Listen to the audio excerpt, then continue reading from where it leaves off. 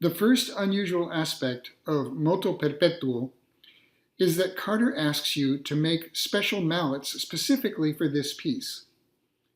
I have strayed slightly from the instructions given in the performance notes section of the score in order to make Carter's goal of sound quality more clearly discernible to the listener.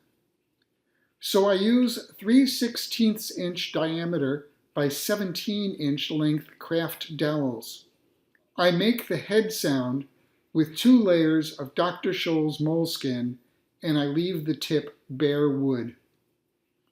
This makes a nice distinction between 2 sounds, both of which are very twangy, that is, rich in harmonics or overtones.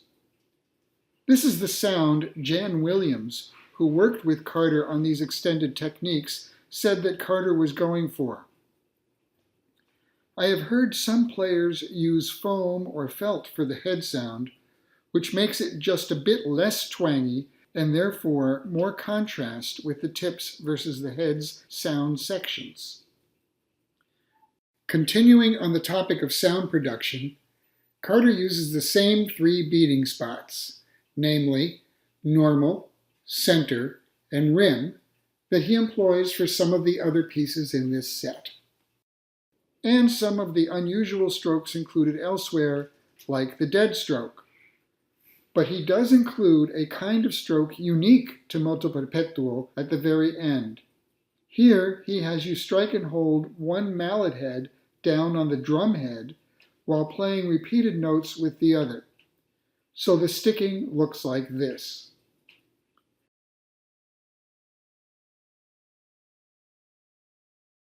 Now we get to the most fundamentally important aspect of this short but challenging piece. Phrasing. Carter indicates 4 levels of accents. The strongest, here represented by number 1, is the first note after a bar line. But it can also be indicated by a stroke marking above the note other than the first note after a bar line. The next level down from that, 2, is the first note in a beamed group of notes. Less emphasized than that is 3, the first note in a sub-beamed group. And finally, 4, the unaccented notes, which are all of the remaining notes. When one note of the accented group is marked with a U sign, it should be played unaccented.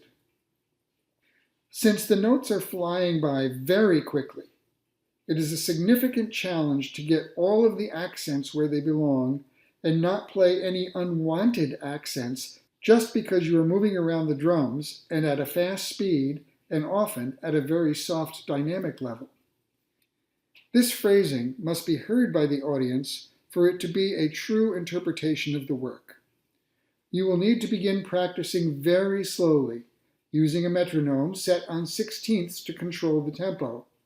And only when you are entirely comfortable with the phrasing, begin to speed it up little by little. One last tip about this piece. Consider a sticking where you remain crossed for a few notes to facilitate the phrasing, as in this slide.